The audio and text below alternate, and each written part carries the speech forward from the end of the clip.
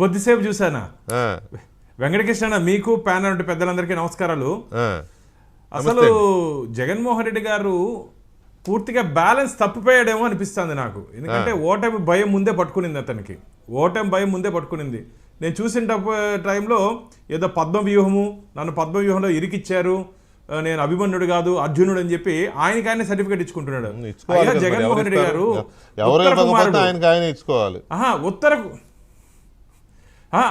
ప్రజలు ఇవ్వాలి కదా, ప్రజలు ఇవ్వాలి. మీరు ఏమో అర్జునుడా అభిమన్యుడా ఉత్తర కుమారుడు అంటున్నారు. ఊరికే ప్రగల్భాలు పలికేది నేను పోతున్నాను, నేను సింగిల్గా పోతున్నాను అని చెప్పి ఈరోజు ప్రజలందరూ ఉత్తర కుమార ప్రగల్భాలు. మీకు మహాభారతంలో ఉత్తర కుమారుడు అని ఒక దుర్యోధనుడి బిడ్డన. హలో చెప్పండి. మహాభారతంలో సారీ ఉత్తర కుమారుడు ప్రగల్భాలని ఉంటాయి. దాంట్లో అతను ఇష్టం వచ్చినట్టు మాట్లాడతాడు. కానీ యుద్ధానికి వెళ్ళిన తర్వాత భయపడిపోతారు, పరిగెత్తారు వెనక్కి. ఆ పరిస్థితి రాబో రోజుల్లో విరాట్ గారు విరాట్ రాజు కొడుకు సారీ యుద్ధానికి వెళ్ళిన తర్వాత వెనక్కి పరిగెత్తాడు. అదే పరిస్థితి ఆంధ్రప్రదేశ్లో రాబోతా ఉంది. ఎందుకు యుద్ధాలు ఏందండి, ఎన్నికలు ఇవి. రాజకీయ క్షేత్రంలో యుద్ధాలు మనకెందుకు? మహాభారతం అలా ఆ రోజుతో అర్జునుడు అట్లాంటి ఎవరితో నువ్వు పోల్చుకుంటావా జగన్మోహన్ రెడ్డి గారు? మీరు ఆయన క్యారెక్టర్, క్యాలిబర్, కాండాక్ట్ ఒకసారి పురాణాలు చదివితే తెలుస్తుంది. చదవని వాళ్ళకి మనం ఏం చెప్పలేం, కానీ చదివితే అర్జునుడి క్యారెక్టర్ ఏమిటో అర్థమవుతుంది. తెలియకుండా ఏదో పదం బాగుంది కదా అర్జునుడు అని చెప్పి మాట్లాడితే నవ్వుకుంటున్నారు ప్రజలు ఈరోజు.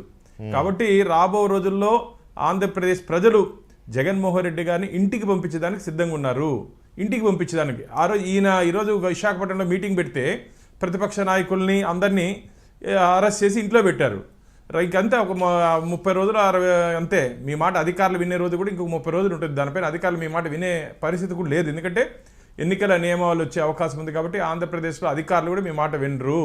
బలవంతంగా ఈరోజు ఆ సమావేశానికి కూడా ఏ విధంగా జనాలు వచ్చారో అందరికీ తెలుసు. ఏ విధంగా జనాన్ని తరలించారో తెలుసు. ఎంత ఇచ్చి తరలించారో తెలుసు. కాబట్టి దోచుకునింది